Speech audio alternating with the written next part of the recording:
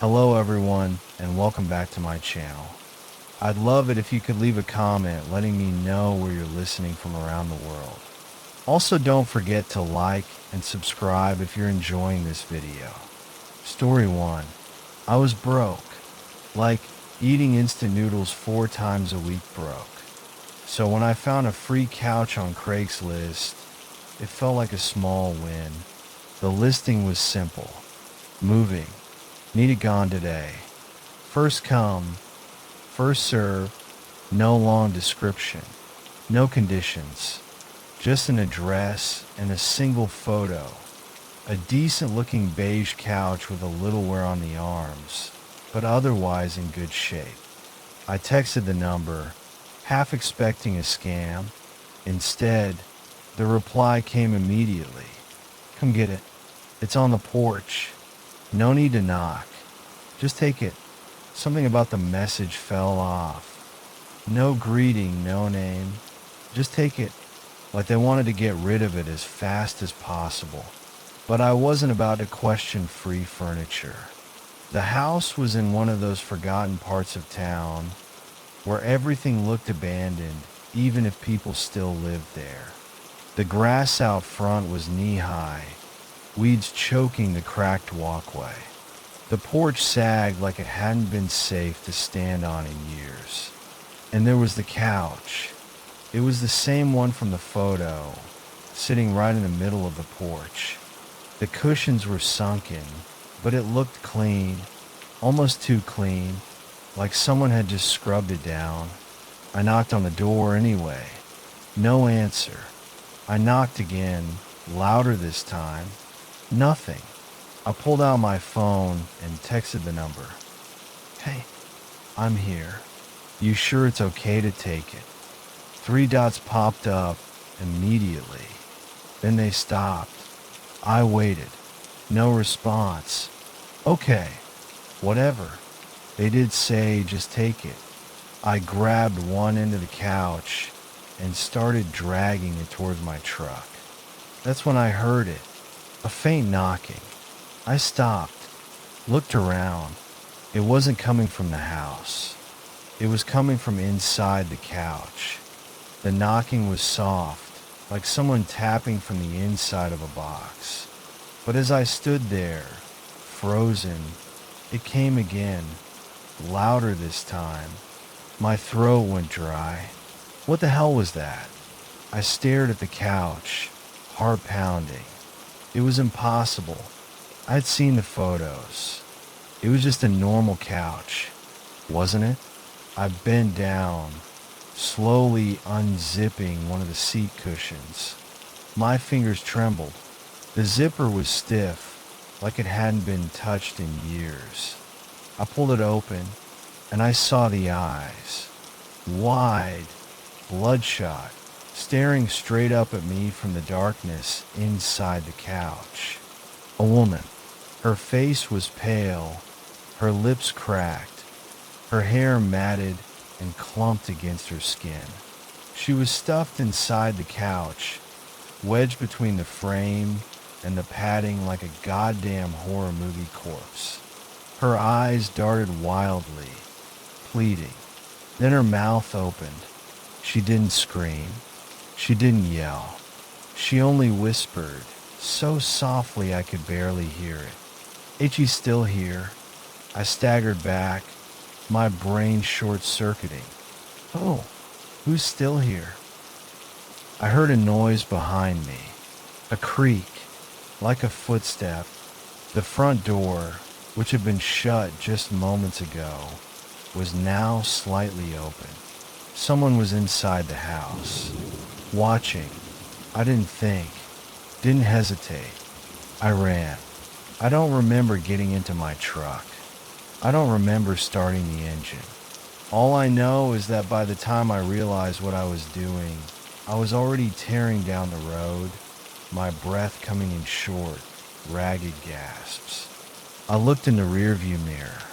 The porch was empty. No couch. No woman. I called the cops. They came. They searched the house. It was abandoned, had been for years. The couch? Gone. No sign of it. No listing on Craigslist. When I checked my phone, the text thread was gone. Like I had never messaged anyone at all. The police asked if I was feeling okay, if I'd been drinking, if I needed someone to talk to. I told them I was fine, but I wasn't. For weeks after that, I couldn't stop thinking about her.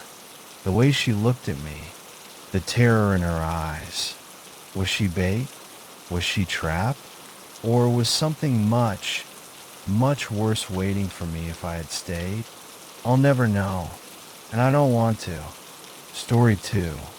Becoming a father changed everything. The world suddenly felt bigger, heavier, like a place full of dangers I'd never considered before. Bills piled up. My wife, Claire, was exhausted all the time. Our son, Nathan, was just a few weeks old, and money was tighter than it had ever been. That's why I bought the baby monitor off Craigslist. It was cheap, just $20, and the seller seemed nice. A frail, elderly woman named Mrs. Stein. She had this warm, grandmotherly smile, the kind that made you think of fresh-baked cookies and bedtime stories. It works perfectly, she assured me, patting my hand with fingers that were ice cold. I used it for my grandson, but I don't need it anymore. I asked why, but she only gave me that same thin smile and muttered something about how children don't stay young forever. I should have walked away. I should have gone to a store and bought a brand new one, but I didn't, and I wish to God I had. The first night, we set up the monitor in Nathan's nursery, a tiny, moonlit room just across the hall from ours. The device was simple, old-fashioned. A small camera sat on a shelf above the crib, and a black and white screen with grainy resolution sat on my nightstand. At first, it was a comfort. I could hear every little sound he made, every sleepy sigh and shuffle of his tiny limbs. Claire and I finally got a few hours of uninterrupted sleep. Then, at 2 a.m., I woke up. I didn't know why at first. The room was dark, the house quiet except for the low hum of the baby monitor. And then I heard it, breathing, not soft, not like a baby's. It was deep, slow, almost deliberate. I turned my head, staring at the monitor screen. Nathan was in his crib, still asleep, but standing over him was a man, not moving, just watching. My heart slammed against my ribs. The figure was tall, its head tilted at an unnatural angle. The screen was too grainy to make out details. No face, no clothing, just a dark shape looming over my son. I was out of bed before I even realized I'd moved. I sprinted to Nathan's room, flinging the door open so hard it smacked against the wall. Empty. Nathan lay there, undisturbed, breathing softly. No one was in the room. No closet door creaked open. No shadows slithered in the corners. I was shaking as I checked the window. Locked. I told myself it was a glitch, some interference, maybe a shadow from the furniture playing tricks on the screen. I wanted to believe that. I really did. The second night, Claire was too tired to care when I told her about the shadow. "You're exhausted," she murmured. "Sleep deprivation makes people see things. Just throw it out if it freaks you out that much." I should have listened, but I didn't. The second night, I stayed awake, staring at the screen. Nathan slept peacefully. The monitor crackled every so often with static, but that was normal. Then, at 3 a.m., the screen flickered. The static grew louder, sharper, like something was pushing through, trying to break in. And then I heard it, a whisper, "Not your son." The words slithered through the monitor, soft and sickly sweet, like a lullaby sung out of tune. My body went cold. The hairs on my arms rose. The screen flickered again. The man was back, but this time his head snapped toward the camera as if he knew I was watching. I ran. I don't even remember leaving my bed. One moment, I was staring at that horrible, grainy image, and the next, I was bursting into the nursery. Nathan was fine, but the monitor? It was off, unplugged. The cable lay limp against the floor. My fingers trembled as I picked up the monitor, flipping the switch. Nothing. I could still hear the whisper in my head, like a ghost of a voice curling around my brain. Not your son. The aftermath. I threw the monitor in the trash the next morning. Claire barely reacted when I told her. Just nodded, exhausted, and went back to bed. But I couldn't let it go. I went back to Craigslist, back to the seller's profile. But it was gone. Not just the listing, the entire account. I tried searching for Mrs. Stein, but nothing came up. No phone number, no record, like she never existed. A few days later, I drove back to the address where I'd picked up the monitor. The house was empty, boarded up. The yard was overgrown, the windows covered in dust. An old man from across the street saw me staring. He shuffled over, eyes wary. "You looking for someone?" he asked. "Yeah," I said. "The woman who lived here, Mrs. Stein. I bought something from her a few days ago." The man frowned. "Son, Mrs. Stein's been dead for years." A cold fist squeezed my gut. "What?" I whispered. He nodded toward the house. "Lived alone. Her grandson went missing years ago. Broke her heart. She never got over it." His face darkened. "Died in her sleep. House has been empty ever since." I felt lightheaded. The ground swayed beneath me. "But I saw her," I stammered. "I spoke to her." The man just shook his head. I left without another word.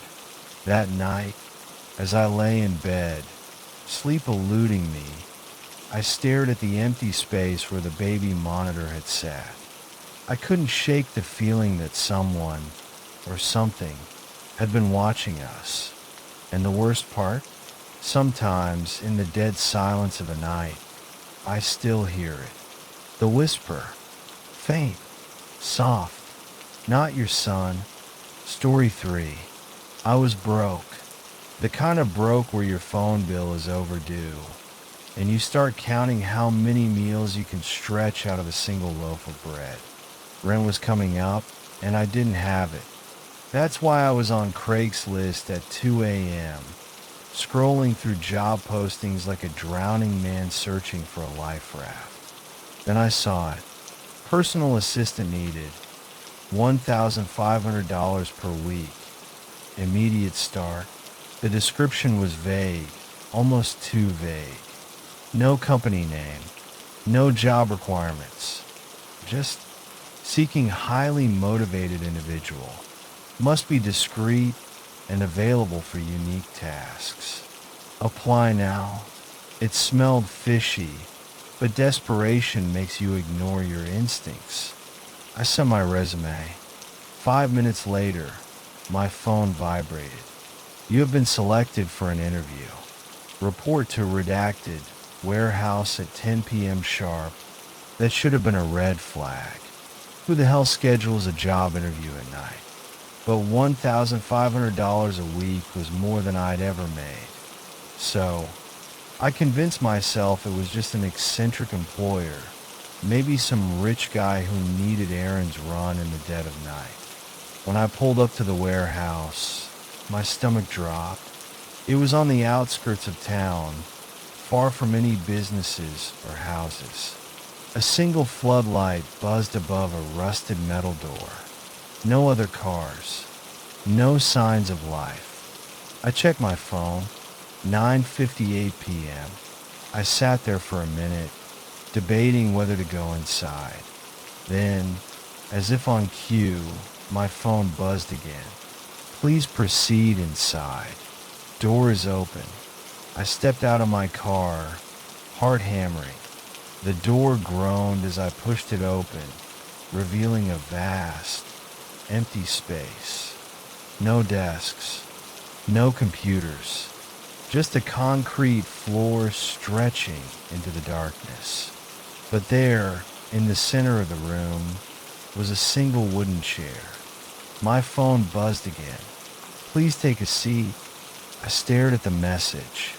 Every survival instinct I had screamed at me to turn around and leave. Instead, I took a slow step forward. My boots echoed in the emptiness.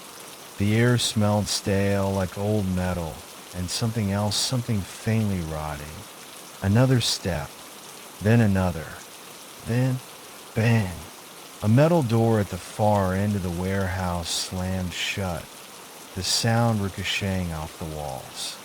My breath hitched. I spun around, my pulse in my throat. The entrance I had come through was still open.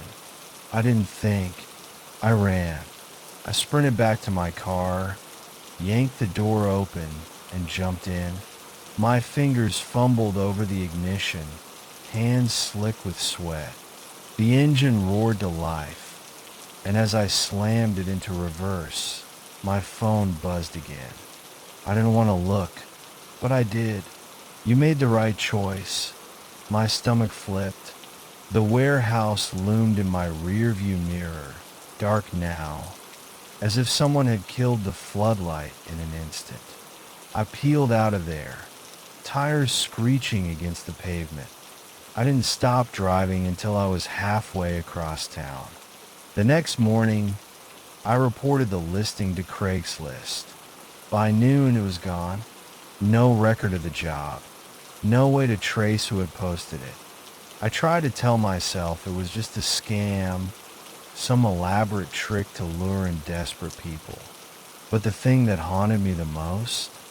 A month later, I was scrolling through job listings again, and there it was. Same job description, same high pay.